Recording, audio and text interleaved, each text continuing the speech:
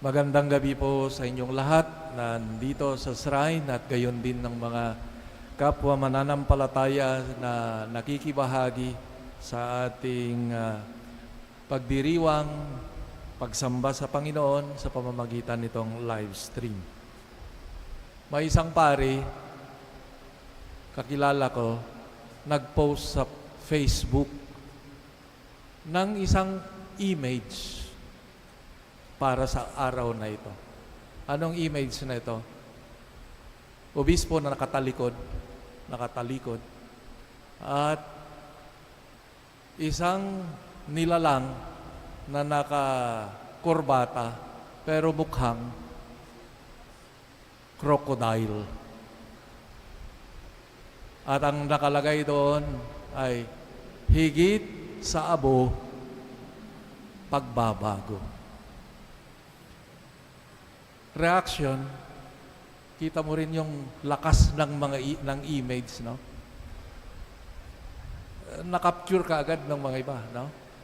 Higit sa abo ay pagbabago. Yan yung message niya. At yung image ng pari, obispo na naglalagay ng abo, at ang image ng isang crocodile. No? Ang reaksyon ay tumpak, Father, ang dami. Mayroon din, ewan ko kung ano, mayroon din nagsabi na napaka panghusga naman, pari ka pa naman, bakit ganyan ginagamit mo? Wala namang sinabi, yun lang. Pero ganun yung dating ng mensahe, no? Parang wala namang sinabi na panghuhusga, pero yun yung dating sa kanya. Kaya, ito nga siguro yung hamon o ikangay halaga na ang araw na ito rin ay punong-puno ng mga imahe, symbols na nangungusap sa atin. Unang-una, ang imahen ng abo. No? At ito, para sa atin, unang-una nakahulugan ay ito nga, isang palaspas na buhay, isang taong nakaraan. Susunugin, magiging abo na pwedeng ilipad, mawala. Mensahe,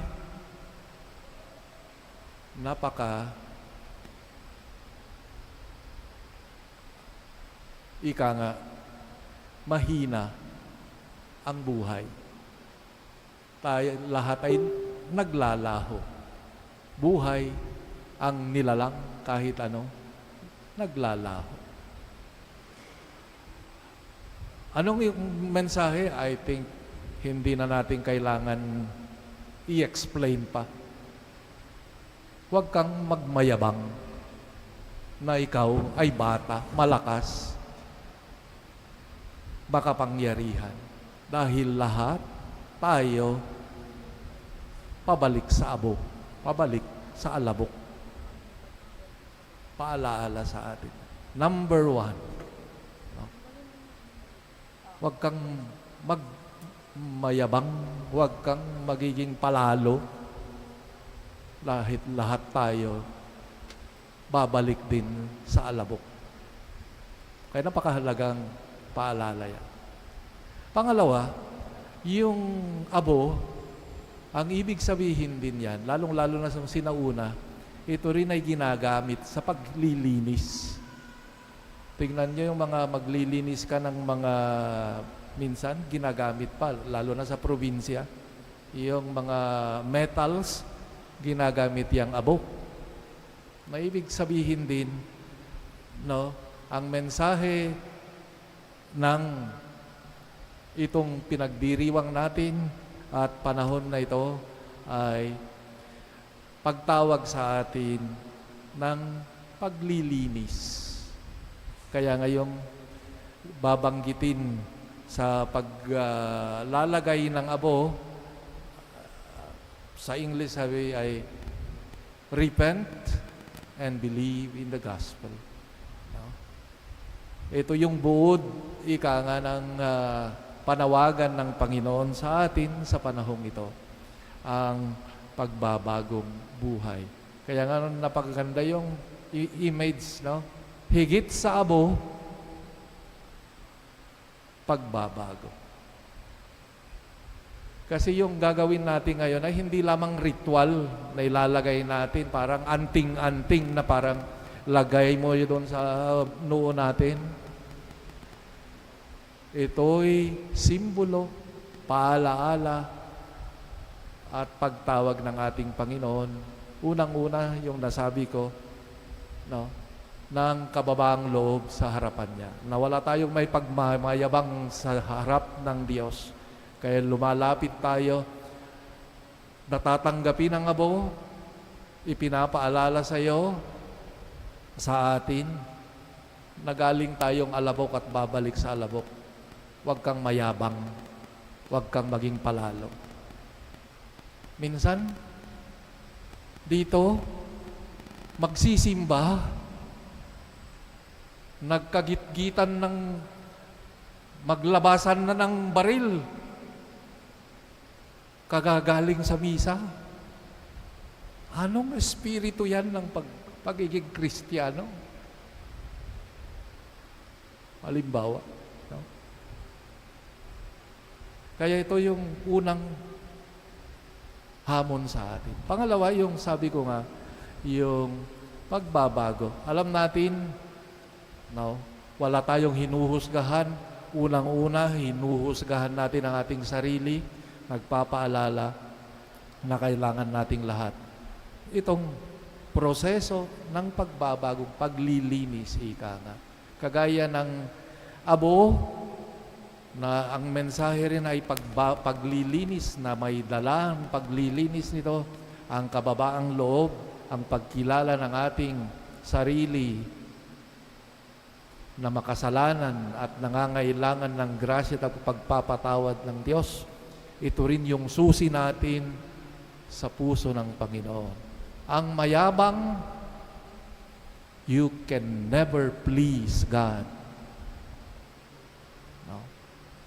Ang punong-puno sa sarili, we will never please God. Sa puso lamang ng bukas at may kababaang loob, ito ang kaaya-aya sa harapan ng Diyos. At mungkahi rin ng ating pagbasa ngayon, ano ba yung mga ay tutulong din para maisagawa natin itong pagbabagong buhay. Number 1, sabi doon sa Ebanghelyo, ang panalangin. No? Ang panalangin ay hindi kagaya ng para makita, magpakitang tao, kundi panalangin ay pagbubukas loob sa Diyos. No? Pagkikipag-ugnayan natin sa Diyos. No? Alam ng Diyos ang ating puso, ang ating mga pinagdaraanan, pero ito yung ginagawa, no? Pagbubukas loob natin sa Diyos na mahabagin. Ito yung ating panghuhugutan ng lakas sa pagharap ng tukso. Kagaya ng electric fan na yan, kung hindi nakasaksak, hindi mo i-switch yan, o yung mga ilaw, wala. Ganyan din ang taong hindi nakaswitch sa Diyos. No? At ang ating switch ay ang panalangin. Pangalawa, yung pag-aayuno, sabi nga nila. Ano bang ibig sabihin ng pag-aayuno? Well, aside from yung maraming nag-aayuno dahil for health reasons, salamat sa Diyos. Pero yung ibig sabihin din yan ay parang hindi mo naman pinaparusahan yung sarili. Parang sinasabi mo sa iyong sarili na hindi lang ang pagkain, hindi lamang ang mga bagay ang nakapagbibigay ng satisfaction sa iyo, kundi ang salita ng Diyos, ang mga aral din na kaloob ng Diyos sa atin. At ipinapaalala rin sa atin na sana'y yung hirap na maramdaman mo sa pag-fasting, halimbawa, pag-ayuno, ay maging magdadala sa iyo na iintindi rin sa mga kapwa nating mga tao na nagugutom. Kaya ngayong isa sa mga hamon ito ay yung maipon mo sa pagfa-fasting mo ay huwag mong gamitin para paglakwat siya, kundi yung maiipon mo sa iyong fasting ay gamitin mo para tumulong sa mga higit na nangangailangan. Magiging makabuluhan ang ating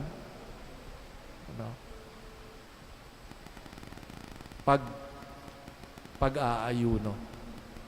At yung isa rin, yung panglilimos. Tatlong bagay. Ano bang ibig sabihin din nito? Na hindi ako alipin ng aking kayamanan. Hindi ako alipin nitong mga bagay na ipinagkaloob sa akin ng Diyos. Kaya kong magiging generous, dahil hindi sila ang aking amo.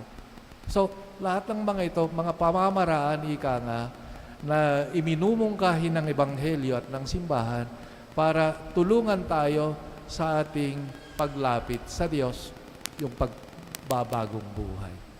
Naway mga kapatid, sa ating paglalakbay nitong Kwaresma, 40 days of journey with the Lord, ay magiging makabuluhan na matuto tayong magbukas loob at tawagin, hayaan ng Diyos na tulungan tayo sa ating pagbabalik loob sa Kanya.